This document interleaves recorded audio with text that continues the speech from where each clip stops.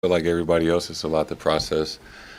Uh, Unexpected, especially right coming into this season. And coming off last year that you're excited and trying to do all these things. And just a lot, if I'm being honest. And I wish, we had more details from what we know. It's hard to make a decision based upon whether it's consensual or not in the workplace or whatever's going on, which we've known that's happened before in the workplace, but I guess there's more to it than possibly, which we don't know. I don't know. I don't have all the details. It's not being shared with me. This situation has affected everybody. It's affected everyone. And so being as patient as we can and giving people the time to feel and heal, I think, are the two most important things. So the Celtics will have a new head coach on opening night for the second consecutive season. You just heard from 34-year-old Joe Mazzulla, who steps in to his first head coaching gig. He's been with the Celtics since 2019 after leading Division II Fairmont State to a 43-17 record over a couple of seasons. Meanwhile, the Phoenix Suns moving on to a new chapter. Robert Sarver is planning to sell the team following the results of an NBA investigation, which confirmed he had a history of racist, sexist, and misogynistic acts within the organization. Chris Paul and Monty Williams with their thoughts on the situation. It was tough, just like anybody, reading all the different things as far as the N-word, but it was more so also the things that people have to endure in the workplace. So reading all of it, it was tough, probably just like anybody else. There was a bit of shock. There was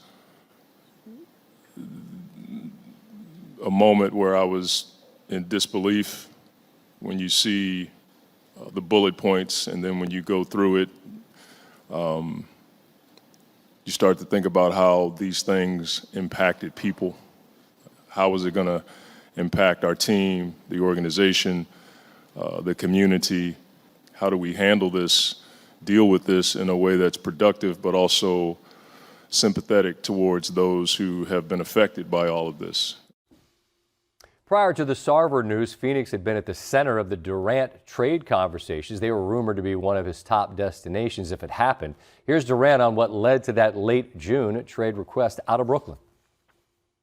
I wanted everybody to be held accountable for their habits as a basketball player every day. And I think a lot of stuff was getting swept under the rug because we're injured or this guy's not around or just the circumstances. I thought we could have fought through that a little bit more and focused on the guys that were here a little bit more.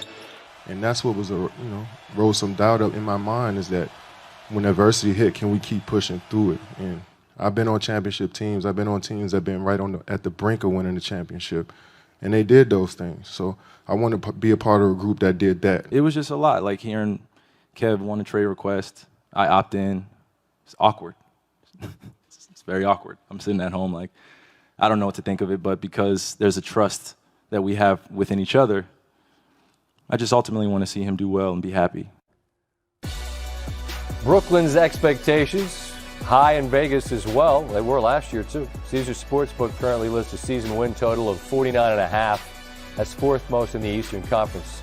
Celtics, meanwhile, top the list at 53.5, which is tied for the highest win total in the NBA along. But I know you've had the chance to talk to some people. What's the reaction you're hearing around the league from players, coaches? They're appalled, just as much as I am, by the fact that this has become publicized. This is common, whether we like it or not.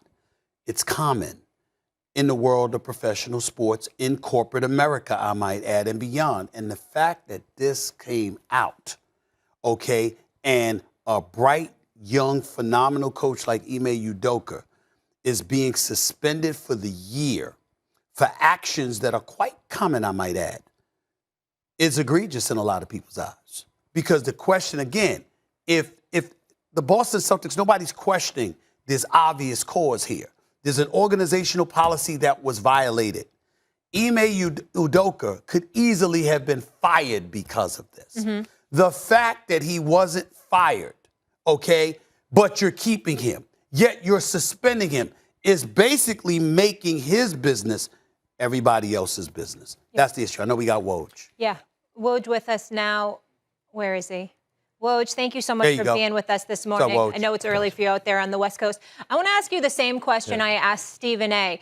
What are you hearing around the league? What's the reaction from players, coaches, et cetera, other media about this year-long suspension?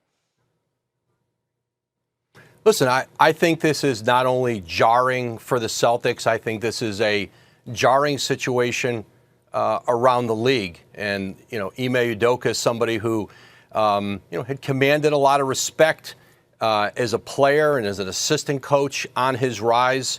Somebody who certainly more than paid his dues to become a head coach and then has the kind of success he had in his first year in Boston, getting to the NBA Finals. So there's no question that this is, I think Stephen A. alluded to other coaches, and I've heard from so many of Ime Udoka's peers around the league. There's certainly a great deal of concern, not only for him, but the other involved parties in Boston. This is a largely unprecedented situation to have a sitting head coach in the NBA suspended, and not only suspended for a year, but suspended with no assurances to Udoka that he may ever return as the Celtics head coach. Well, that being said, Woj, and great job, great work on your part. But with that being said, a simple question is this. Why not just fire him? Since it's possible he could be fired. You've suspended him. You put his business out on front. I'm not talking about you. I'm talking about them. You put his business out on Front Street. Why not just let him go and sever ties with him? Listen, it's a question I think everybody is asking, and I think it's one that Brad Stevens, Celtics ownership, is going to have to answer, and they may start to do that here in the next hour when, as you know, they're expected to talk and address this at some level. But there's no question that, Udoka is going to be, listen, maybe there's certainly more that may be learned in other teams who might hire Ime Udoka. They're going to have to do their own research on this situation and certainly have a full understanding of it. But certainly this is a coach who in the marketplace would still garner great interest. And so I think that's going to be one of the questions this season. Again, based on the diligence that still needs to be done about all the facts of this situation, if another organization would feel at peace with the idea that they can speak to him in the workplace and have a comfort level with hiring him individually, certainly as a basketball coach, he would be at the very top, I think, of any potential openings around the league. That was certainly part of the conversation I was having with teams yesterday.